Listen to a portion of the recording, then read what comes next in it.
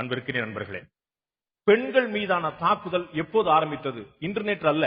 நான் அடிக்கடி சொல்லக்கூடிய ஒரு உதாரணம் உண்டு. ராமன் இருக்கும் போதே அவருடைய மனைவி சீதையை கடத்தி சென்று விட்டான். சோ இந்த பெண்ணை குறிவைத்து நடக்கக்கூடிய விஷயங்கள் இன்டர்நெட் உருவான விஷயம் அல்ல, காலங்காலமா நடந்து கொண்டிருக்கிறது. ஆனால் இன்று மனித மனத்தின் வக்கிரங்கள் உக்கிரமாகி அக்கிரமங்கள் நடக்கக்கூடிய அளவுக்கு, ஒரு கொடூரம் வரக்கூடிய அளவுக்கு, தன்னுடைய காதலை ஒருவள் ஏற்றுக்கொள்ளவில்லை என்றால் அவளை கன்வின்ஸ் செய்வது எப்படி, அவளிடம் நல்ல பெயர் வாங்குவது எப்படி, தன்னுடைய காதலை அவளிடம் ஏற்றுக்கொள்ள செய்வது எப்படி என்பதை பற்றிலாம் பார்க்காமல் முழுக்க முழுக்க எனக்கு நீ இல்லை என்றால் நீ உயிரோடே இருக்கக்கூடாது என்கிற அளவுக்கு ஒரு கோபம் எப்படி காதலாக இருக்க முடியும் என்ற கேள்வி எழுகிறது. அதற்கான பதில் தேடக்கூடிய முயற்சி தான். ஏன் இந்த சம்பவத்தில் ஈடுபட்டவர்களுக்கு சமூகத்தை பற்றிய அக்கறை இல்லை? அவர்களுடைய பெற்றோர்கள் இந்த சம்பவத்துக்கு காரணமான வினோதினி மீது அமிலம் வீசிய, சுவாதியை வெட்டி சாய்த்த, வினுப்பிரியாவுடைய புகைப்படத்தை ஆபாசமாக மாஃபிங் செய்து வெளியிட்ட இந்த இளைஞருடைய பெற்றோர்கள் எப்படி அவர்களை வளர்த்திருக்கிறார்கள்? அவர்களுக்கு ஏன் அச்சமில்லை? இந்த அரசாங்கமும் காவல்துறையும் ஒரு கிளியை தவறு செய்வதற்கு அஞ்சக்கூடிய ஒரு கிளியை ஏன் ஏற்படுத்தவில்லை? ஏன் அவர்களுக்கு ஒரு அச்சுறுத்தல் மனதில் ஏற்படவில்லை? எந்த தவறும் செய்து விடலாம், 14 நாட்களில் நம்மளை பெயில் எடுப்பதற்கு வக்கீல்கள் இருக்கிறார்கள் என்ற தைரியம் இவர்களுக்கு எப்படி வந்தது? காவல்துறை செயல்படாது என்ற எண்ணம் இவர்களுக்கு எப்படி வந்தது? அரசாங்கங்கள் மாறிக்கொண்டே இருந்தாலும் கூட இந்த துணிச்சல் எப்படி வந்தது? ஒரு ஹேபிச்சுவல் அஃபெண்டராக, ஒரு தொடர் குற்றவாளிகளாக இருந்தால் நாம் புரிந்து கொள்ள முடியும், அவர்களை நம் சட்டத்தின் முன்னால் அடக்க முடியும். ஆனால் இது போன்ற புது புது குற்றவாளிகள் தினந்தோறும் உருவாகி கொண்டிருப்பார்கள். ஆனால் இவர்களை எப்படி அடக்க முடியும் என்ற ஒரு கேள்வி இருக்கிறது. மக்களை கைவிட்டு விட்டதா காவல்துறை என்ற கேள்வி எழுகிறது. ஏன் இந்த சுவாதி கொலை வழக்குல ஏன் அப்போது அந்த பிளாட்பாரத்தில், அந்த ரயில்வே நிலையத்தில் இருந்த யாருமே ஏன் குரல் கொடுக்கவில்லை?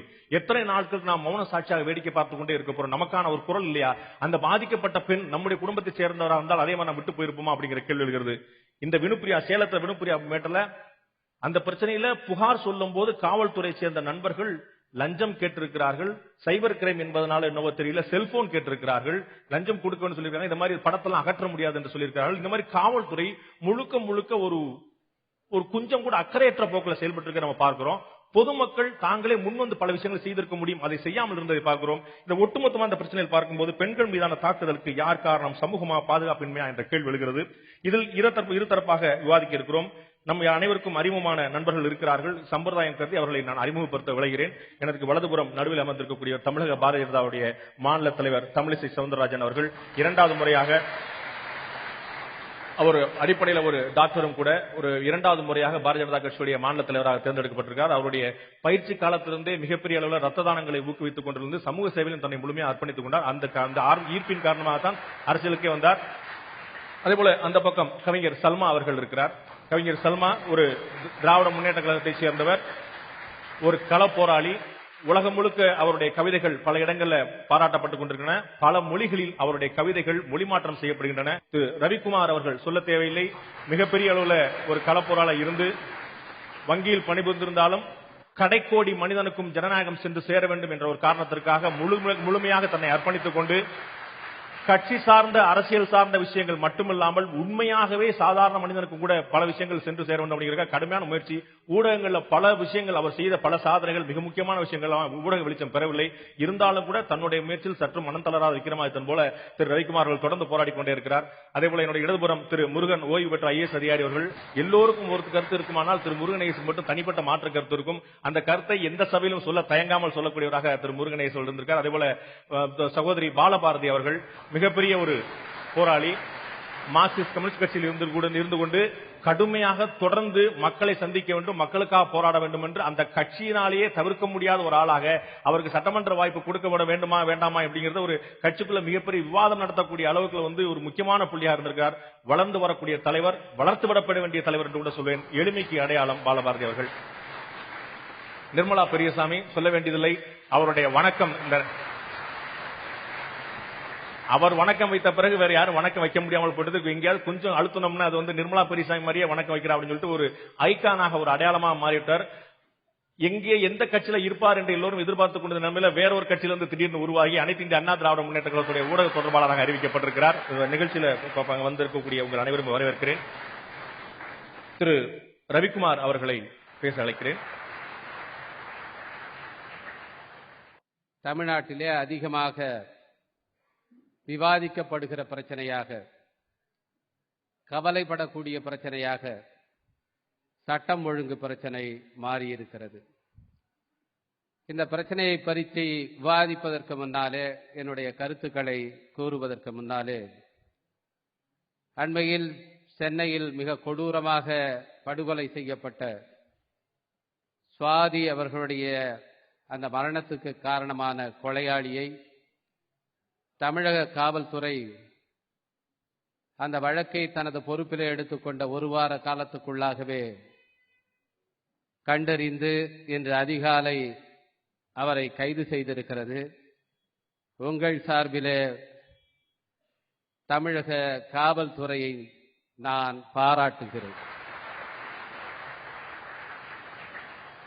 இந்த நடவடிக்கை மூலம் தமிழக காவல்துறை ஒன்றை தெரிவித்திருக்கிறது. தாங்கள் முழுமனதோடு நடவடிக்கை எடுத்தால், ஒரு வழக்கை புலனாய்வு செய்தால், ஒரு வாரத்துக்குள்ளாகவே அது எவ்வளவு பெரிய கடினமான வழக்காக இருந்தாலும் அந்த கொலையாளியை கண்டறிந்துவிட முடியும் என்பதை இப்போது நமக்கு தமிழக காவல்துறை உணர்த்தி இருக்கிறது. இப்படி காவல்துறை தனது கடமை உணர்ச்சியை உணர்ந்து சரியாக செயல்பட்டிருந்தால் வினுப்பிரியாவின் மரணத்தை தடுத்திருக்க முடியுமே என்ற கேள்விதான் நமக்கு எழுகிறது. ஆக காவல்துறையினுடைய இந்த செயலை, இன்றைக்கு அவர்கள் குற்றவாளியை கைது செய்திருக்கிற அந்த பணியை, அதற்காக அவர்கள் செலுத்திய உழைப்பை நாம் மதிக்கிறோம், பாராட்டுகிறோம் என்கிற அதே நேரத்தில் தமிழக காவல்துறை ஏன் மற்ற வழக்குகளிலே எப்படியான கவனத்தை செலுத்த தயங்குகிறது அல்லது செலுத்தாமல் இருக்கிறது? இந்த அரசு பொறுப்பேற்ற ஒரு சில நாட்களிலேயே தலைநகரம் கொலை நகரம் என்று தலைப்பிட்டு நாளேடுகளிலே செய்தி போடுகிற அளவுக்கு சென்னையிலே ஏராளமான கொலைகள், அடுக்கடுக்கான கொலைகள், மிகவும் அதிகம் பாதிக்கப்படுகிறவர் பெண்கள். தமிழ்நாடு முழுவதும் கூலிப்படைகளுடைய கொட்டம். இன்றைக்கு தமிழ்நாட்டிலே இருக்கிற கூலி விவசாயிகளுடைய எண்ணிக்கையை விட தமிழ்நாட்டிலே இருக்கிற கூலி கொலைகாரர்களுடைய எண்ணிக்கை அதிகரித்து விடும் போல் இருக்கிறது. அந்த அளவுக்கு தமிழ்நாட்டு மக்கள் அச்சத்திலே, பீதியிலே உறைந்திருக்கிறார்கள். அதுலதான் வருமானம் அதிகமா என்னமோ? நிச்சயமாக வருமானம் அதிகமாகத்தான் இருக்கிறது. செய்திகளை பார்க்கும்போது அதுதான் தெரிகிறது. எப்படி சென்னை நுங்கம்பாக்கம் ரயில்வே நிலையத்தில் சுவாதி படுகொலை செய்யப்படும் போது யாருமே அதை தடுக்கவில்லையோ, எதிர்த்து கூக்குரல் எழுப்பவில்லையோ, கொலைகாரனை விரட்டி தாக்கவில்லையோ, அப்படித்தான் உடுமலைப்பேட்டை வீதியிலும் நடந்தது. சங்கரும் கௌசல்யாவும் வெட்டப்படுகிற நேரத்திலே அதை தடுப்பதற்கு எவரும் முனையவில்லை. கல்வீசி தாக்கி இருந்தால் கூட கொலைகாரர்கள் ஓடியிருப்பார்கள். ஆனால் அப்படி பட்ட பகலிலே நிகழ்த்தப்பட்ட அந்த படுகொலையில் சம்பந்தப்பட்டவர், கைது செய்யப்பட்டவர்கள், தான் ஒரு கல்லூரி மாணவர், எனக்கு பிணையில என்னை விடுவிக்க வேண்டும் என்று சொல்லி உயர்நீதிமன்றத்தில் பிணை மனுவை தாக்கல் செய்யும் போது நீதிமன்றம் கடுமையான உத்தரவுகளை 2 நாட்களுக்கு முன்னாலே பிறப்பித்திருக்கிறது. ஆக இந்த கூலிப்படைகளை, கூலிப்படை கலாச்சாரத்தை ஒடுக்காமல், இரும்பு கரம் கொண்டு நசுக்காமல் தமிழ்நாட்டிலே அமைதியை நிலைநாட்ட முடியாது. சுவாதியினுடைய படுகொலையிலே குற்றவாளியை கைது செய்துவிட்டோம் என்று சொல்லி அத்தோடு தமிழ்நாடு அமைதி பூங்காவாக மாறிவிட்டது என்று நம்மையெல்லாம் நம்ப செய்ய ஆட்சியாளர்கள் முனைந்தால் அது தோல்வியிலேதான் முடியும். இந்த நடவடிக்கையை இப்போது எவர்கள் எந்த வேகத்தோடு நடவடிக்கை எடுத்தார்களோ அதே வேகத்தோடு தமிழ்நாடு முழுவதும் இருக்கிற கூலிப்படையினரை கூண்டோடு பிடித்து அவர்களை ஒடுக்கினால் மட்டுமே தமிழ்நாட்டில் அமைதி நிலைநாட்டப்படும். அப்போதுதான் இது வளர்ச்சி கொண்ட மாநிலமாக மாறும். அந்த நடவடிக்கையை தமிழக அரசு எடுத்தால்தான் இங்கே பெண்கள் பாதுகாப்பாக இருக்க முடியும். நன்றி, வணக்கம். பாதுகாப்பின்மைதான் பிரதானமான காரணம் என்ற கருத்தை திரு ரவிக்குமார் அவர்கள் முன்வைத்திருக்கிறார். கூலிப்படையை அடக்க வேண்டும், ஒடுக்க வேண்டும் என்று சொல்லியிருக்கிறார். வினுப்பிரியாவுடைய மரணத்துக்கு ஒரு வகையில பல காரணங்கள் ஒரு காரணமா இருந்த காவல்துறை அலுவலர் வெறும் சஸ்பெண்ட் தான், இடைநீக்கம் தான் செய்யப்பட்டார், எதுவும் நடவடிக்கை எடுக்கப்படவில்லை என்று சொன்னார். அடுத்த சுற்றுலா வரும்போது எனக்கு ஒரு கேள்வி இருக்கிறது. இது போன்ற குற்றவாளிகள் கைது செய்யப்பட்டு நீதிமன்றத்தை அணுகி அவர்கள் தண்டனை பெறுவதற்கான காலம் சட்ட நடைமுறை தாண்டி செல்லும் போது இதே ரவிக்குமார் போன்ற செயற்பாட்டாளர்கள் தான் மனித உரிமை என்ற போரில் அவர்களுக்கும் வருவார்களா? மனித உரிமை என்பது கொல்லப்பட்டவர்களுக்கா, கொலை செய்பவர்களுக்கா என்ற கேள்விக்கும் கூட பதில் தெரிய வேண்டியிருக்கிறது. அடுத்த சுற்று அந்த பதில் வரும் எதிர்பார்ப்போம். அடுத்ததாக இது சமூகம் தான் காரணம், பாதுகாப்பின்மை காரணம் அல்ல என்ற பார்வையில் மூத்த ஓய்வு பெற்ற திரு IAS அதிகாரி திரு முருகன் அவர்கள் தன்னுடைய பார்வை எடுத்து வருகிறார்.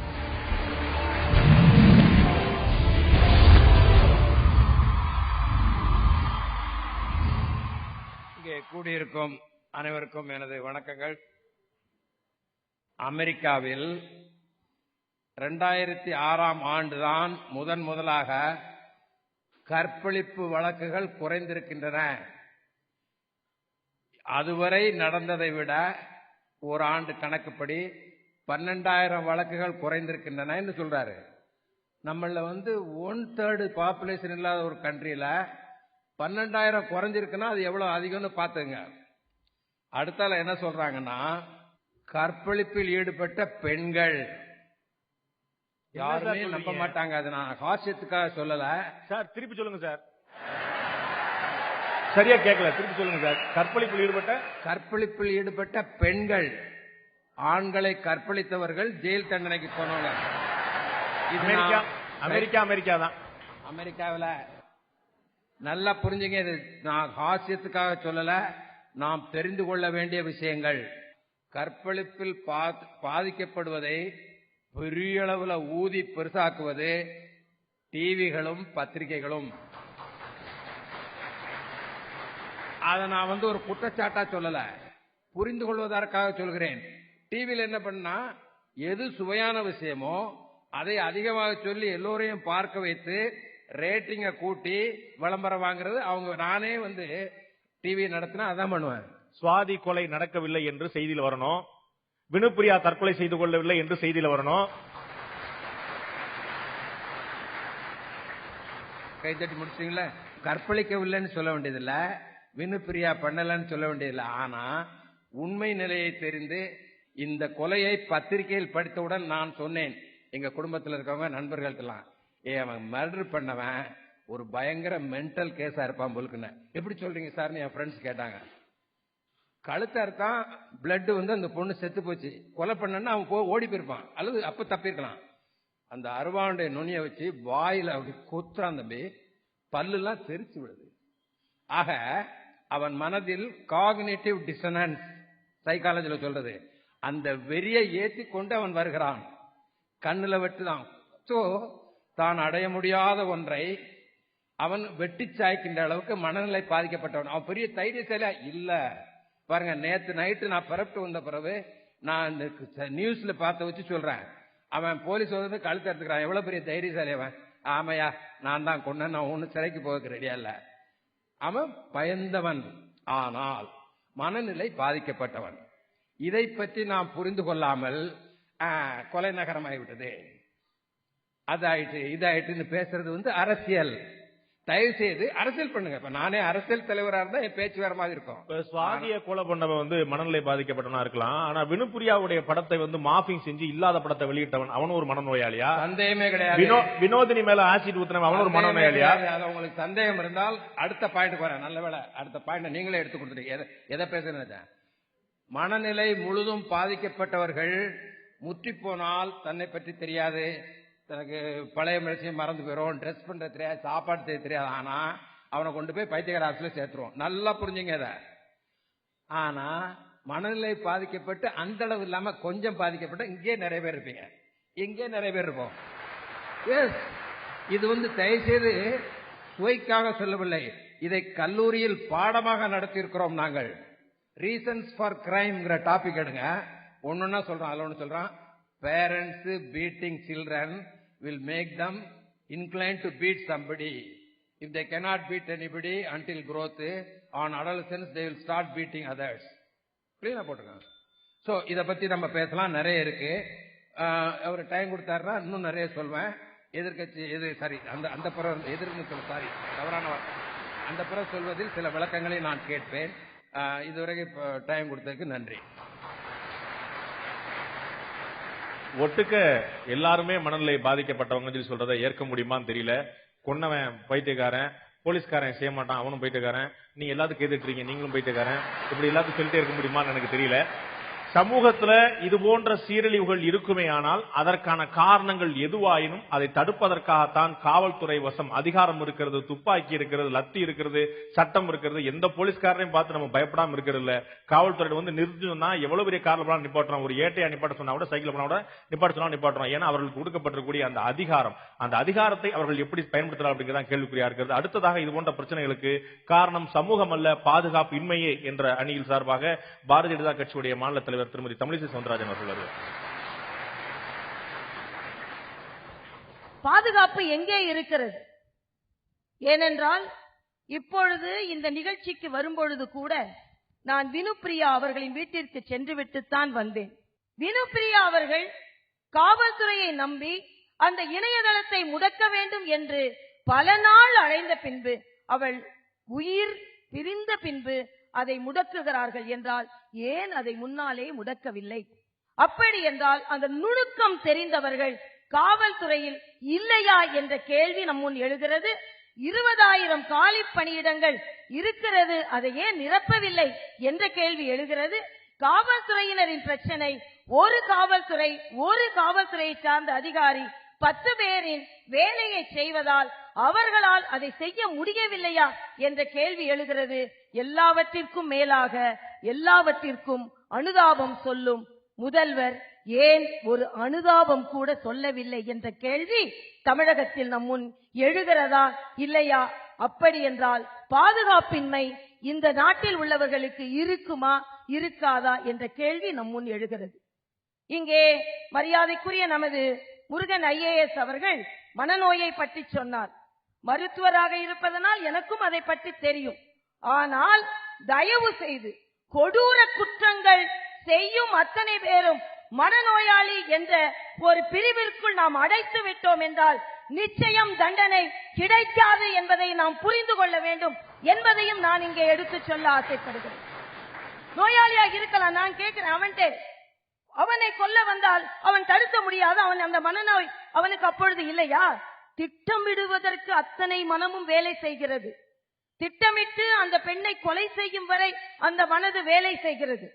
மனநோயாளி என்றால் நீங்கள் இம்பல்சிவா கொலை பண்ணலாம், ஆனால் மனநோயாளியாகவும் இருக்கலாம். ஆனால் அத்தனை பேரும் மனநோயாளி என்ற ஒரு பிரிவிற்குள் நாம் கொண்டு வந்து விட்டோம் என்றால் கொடூரமாக கொலை செய்பவன் தப்பித்து விடுவதற்கு இந்த சட்டத்திலும் இடம் இருக்கிறது என்பதை நாம் புரிந்து கொள்ள வேண்டும் என்பதையும் நான் தெரிவித்துக் கொள்கிறேன். இல்ல, அவர் சொல்றது இந்த கொலைக்கான காரணம் பாத்தீங்கன்னா மனப்பிரட்சி. அது வந்து உடனே அவங்க வந்து லூஸ் அப்படின்னு நினைக்க வேண்டியதில்லை, மனத்துல இருக்கக்கூடிய அந்த வக்கரம் வெளிப்படுகிறது. வினோதினி மீது ஆசிட் வீசினவருக்கு 4 ஆண்டுகள் தண்டனை வழங்கப்பட்டு விட்டது. சுவாதியை கொன்றவர் 7 நாட்கள்ல கைது செய்யப்பட்டு விட்டார். வினுப்பிரியாவுடைய மரணத்துக்கு காரணமா இருந்தவர் இதே காவல்துறையால் கைது செய்யப்பட்டார். சோ காவல்துறை தன்னுடைய நடவடிக்கை எடுத்துக்கொண்டுதான் இருக்கிறது பார்க்கணும். இல்ல காவல்துறை சில மரியாதைக்குரிய ரவிக்குமார் அவர்கள் சொன்னதை போல சில அழுத்தத்தினால் இதை மிக விரைவுபடுத்தி, உயர் நீதிமன்றம் என்ன சொன்னது? 2 நாட்களுக்குள் நீங்கள் கொலையாளியை பிடித்து விட வேண்டும். தமிழக காவல்துறை சிறப்பாக செயலாற்றுகிறது என்று நான் கேட்கிறேன். ரமேஷ் கொலை வழக்கில் ஏன் இன்னும் யாரும் கைது செய்யப்படவில்லை? பல கொலைகள் சொல்லுங்கள் பார்க்கலாம், எல்லா கொலை வழக்குகளிலும். அதனால் நான் காவல்துறையை மட்டும் குறை சொல்லவில்லை, காவல்துறை ஏன் பணியாற்ற முடியவில்லை என்பதையும் நாம் பார்க்க வேண்டும். சைபர் கிரைமை அவர்கள் ஏன் முடக்கவில்லை என்றால் அதன் நுணுக்கங்களை தெரிந்தவர்கள் காவல்துறையில் இருக்கிறார்களா, இல்லை என்றால் அந்த பயிற்சியை அவர்கள் மேற்கொள்கிறார்களா? இன்னொன்று எனக்கு மாற்று கருத்து இருக்கிறது. இன்று விண்ணுலகை நோக்கி இந்த உலகம் சென்று கொண்டிருக்கும் பொழுது காவல்துறையினர் சைக்கிளை கொடுத்து நீங்கள் திருடனை பிடியுங்கள், குற்றவாளியை பிடிங்கள் என்று சொன்னால் இந்த சமூகமும் அரசாங்கமும் எங்கே போய் கொண்டிருக்கிறது என்று நான் கேட்கிறேன். எங்கே போய் கொண்டிருக்கிறது? இன்று நடக்கும் கொலைகளும் இன்று நடக்கும் யுக்திகளும் சைக்கிளில் சென்று பிடிக்கும் அளவிற்காக இருக்கிறது. சைக்கிளில் சென்று நீங்கள் பார்த்தால் 1947 சுதந்திரம் வாங்கிய பின்பு நீங்கள் சைக்கிளில் போலீஸ்காரர்களை அனுப்பினால் நான் ஒத்துக்கொள்வேன். இன்று சைக்கிள் அவங்க ஓட்டிக்கொண்டு போகிறார்கள், முதல்வர் பார்த்துக் கொண்டிருக்கிறார் என்றால் மன்னிக்க வேண்டும். என்னால் இதை ஒத்துக்கொள்ள முடியாது. ஏனென்றால் இந்த உலகம் குற்றத்தில் ராக்கெட் வேகத்தில் போய்கொண்டிருக்கிறது என்பதை இந்த சமூகம் முதலில் உணர வேண்டும், ஆட்சியாளர்களும் அதை உணர வேண்டும் என்பதுதான். இதை குற்றம் சாட்டுவதற்காக மட்டுமே நான் சொல்லவில்லை, ஆதங்கத்தினால் சொல்கிறேன். ஒரு மருத்துவர் என்ற முறையில் ஒரு சொட்டு ரத்தம் வந்தால் கூட அதை நிறுத்துவதற்கு எவ்வளவு பாடுபடுகிறோம். ஆனால் ரத்த வெள்ளத்தில் சுவாதி போன்ற பெண்கள் இறந்து கிடந்த பொழுது, அதனால் பாதுகாப்பின்மை இந்த தமிழகத்தில் நிலவுகிறது என்பதை நாம் ஒப்புக்கொண்டுதான் ஆக வேண்டும் என்ற எனது எண்ணத்தோடு அமைகிறேன். நன்றி, வணக்கம். உலகம் ராக்கெட் வேகத்துல போயிட்டு இருக்கு, இந்நேரம் சைக்கிள் விட்டுட்டு இருக்கீங்களேன்னு சொல்லி கேட்டாங்க. ஒருத்தர் சைக்கிள் சின்னத்துல வச்சிருந்தவர் தன்னை சேர்த்துக்க சொல்லி கேட்டாங்க. அவங்களுக்கே ரெட்டலை சின்னம் தான் கொடுத்தாங்க, அவங்களுக்கு சைக்கிள் சின்னம் கொடுக்க மாட்டேன்னு சொல்லி சொல்லிட்டாங்க. அதனால அவர் வர முடியாம போயிடுச்சு, உள்ள வர முடியாம போயிடுச்சு. நிச்சயமாக காவல்துறையோட தகவல் என்னன்னா, இது குற்றவாளிகளை பிடிப்பதற்காக அல்ல சைக்கிள், பேட்ரோலிங்காக, இது முழு தன்னுடைய ஆய்வு பணிகளை மேற்கொள்வதற்காக, சோதனை பணிகளை மேற்கொள்வதற்காக ஒவ்வொரு பகல்லையும் இரவுலையும் சந்து பந்துகள்ல பெரிய வாகனங்கள் போக முடியாது அப்படிங்கறனால சைக்கிள் கொடுத்திருக்காங்க. பைக்கையும் சேர்த்து கொடுத்திருக்காங்க, ஜீப்பையும் சேர்த்து கொடுத்திருக்காங்க, பார்க்க வேண்டியிருக்கு. அடுத்ததாக இதற்கான காரணம் பாதுகாப்பின்மை மட்டுமல்ல, சமூகம் தான் பிரதான குற்றங்களுக்கான அடிப்படையாக இருக்கிறது என்ற அணியில் சகோதரி பாலபாரதி அவர்கள்.